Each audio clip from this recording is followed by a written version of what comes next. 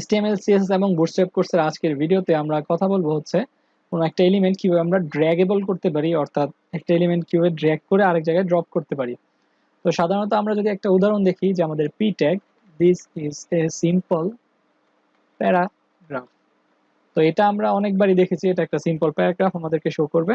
আমরা control S press করে যদি আমাদের এখানে আসি তাহলে this is a simple paragraph. তো আমি যদি বর্তমানে এটার উপরে মাউস পয়েন্টার রাখি তাহলে আমরা দেখতে পাচ্ছি যে এটা একটা সিলেক্টেবল, অর্থাৎ এই টেক্সটটা সিলেক্ট করার জন্য সে আমাদের মাউসের পয়েন্টারটা চেঞ্জ করে দিচ্ছে, অর্থাৎ অন্য ধরনের মাউসের পয়েন্টারটা চলে আসতেছে এখানে, যাতে করে আমি এটা কেবল সিলেক্ট করতে পারি, কোনো টেক্সট কপি পেস্ট করতে পারি।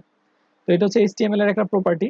এখন আমরা যদি চাই যে এই টেক্সটটাকে আমরা ড্র্যাগেবল করতে, তাহলে আমরা এখানে জাস্ট ড্র্যাগেবল ট্রু করে দেব।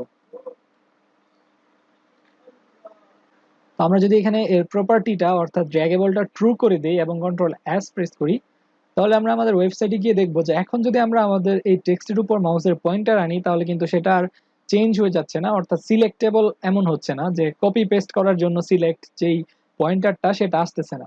তো চাইলে এখন আমরা এটাকে এভাবে ড্র্যাগ করে অন্য জায়গায় ড্রপ করতে পারি।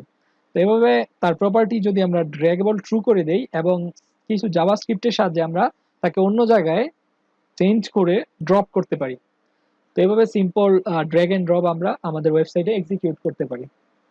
তো আজকের এই ভিডিওতে আমরা সিম্পল ভাবে দেখেছি জাস্ট ড্র্যাগেবল প্রপার্টি কিভাবে চেঞ্জ করে আমরা কোন একটা এলিমেন্ট বা কোন একটা ট্যাগকে আমরা কিভাবে ড্র্যাগ করে ড্রপ করতে পারি। Thank you.